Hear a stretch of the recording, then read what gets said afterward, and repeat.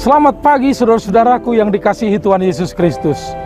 Senang berjumpa dengan saudara-saudara. Perjumpaan di dalam firman Tuhan. Firman yang mengubahkan hidup kita sehingga kita tetap hidup di dalam kebahagiaan. Saudara-saudara, tentu banyak pergumulan, suka dan duka kita lewati selama kita menjalani di dalam kuasa Tuhan. Kita tidak luput dari kebahagiaan pun di dalam duka cita.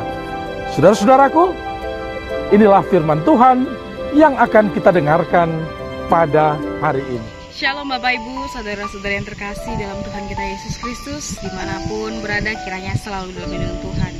Saat ini kita akan disapa oleh firman Tuhan. Sebelum kita mendengarkan firman Tuhan, kita bersatu di dalam doa. Kita berdoa. Kami bersyukur kepadamu Tuhan untuk setiap kasih karunia yang Tuhan berikan kepada kami. Saat ini kami telah siap mendengarkan firman-Mu. Bukalah hati dan pikiran kami agar kami boleh menerima firman-Mu dengan baik dalam kehidupan kami. Di dalam nama Anakmu Yesus Kristus kami berdoa dan mengucap syukur. Amin. Firman Tuhan untuk kita pada hari ini tertulis dalam Amsal 27 ayatnya yang ke-19.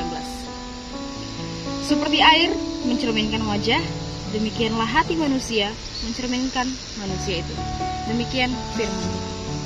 Bapak Ibu, saudara-saudara yang terkasih dalam Tuhan kita Yesus Kristus, mungkin melalui judul renungan harian hari ini kita bertanya-tanya, apa sebenarnya yang aku dan Tuhan yang tahu?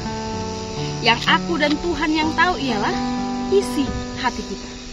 Sebab yang mengetahui bagaimana detailnya isi hati kita itu ialah kita sendiri dan Tuhan. Tak ada seorang pun yang tahu meskipun dia orang terdekat di dalam hidup kita. Tentu hati memiliki pengaruh yang besar dalam hidup manusia. Mengapa? Karena segala sesuatu bersumber dari hati. Kebaikan, kejahatan, kemunafikan, semuanya bersumber dari hati. Maka dari itu karakter seseorang akan terlihat melalui perbuatannya yang dia lakukan berasal dari hatinya. Penulis Amsal di sini melukiskan peran hati sebagai cerminan bagi semua manusia. Sebaik-baiknya kita menyembunyikan apa yang ada di dalam hati, baik itu kebaikan maupun kebohongan, pada suatu saat akan terkuak. Karena hati akan menunjukkan kebenaran, hati akan menunjukkan kemurnian. Karena itu penulis Amsal sangat tegas menekankan lagi tentang peranan hati. Dalam Amsal 4 ayat 23 dia katakan, jagalah hatimu dengan segala kewaspadaan, karena dari situlah terpancar kehidupan. Hati manusia tidak dapat dibohongi, karena baik atau tidaknya pikiran manusia itu berasal dari hati manusia itu sendiri.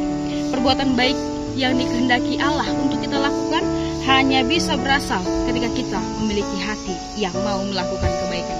Tetapi hati kita dipenuhi oleh kejahatan, maka yang kita perbuat ialah juga kejahatan. Jika air mencerminkan wajah, maka hati mencerminkan manusia itu sendiri. Artinya, jika hati kita baik, maka perbuatan kita pun akan terlihat baik. Tetapi jika hati kita jahat, maka tentu perbuatan kita pun akan terlihat jahat oleh orang lain. Maka dari itu, penulis Amsal ingin menegaskan kepada kita, datanglah kepada Allah, agar hati kita disucikan, agar hati kita dimurnikan dari segala kejahatan. Hiduplah sesuai dengan firman Tuhan, agar hati kita mencerminkan kebenaran. Amin. Kita berdoa. Kami berterima kasih kepadamu Tuhan untuk setiap firman Tuhan yang selalu mengajar kami, agar kiranya kami datang kepadamu, dan kami minta pertolongan Tuhan agar Engkaulah yang meluruskan hati kami, agar kami boleh jauh untuk melakukan kejahatan.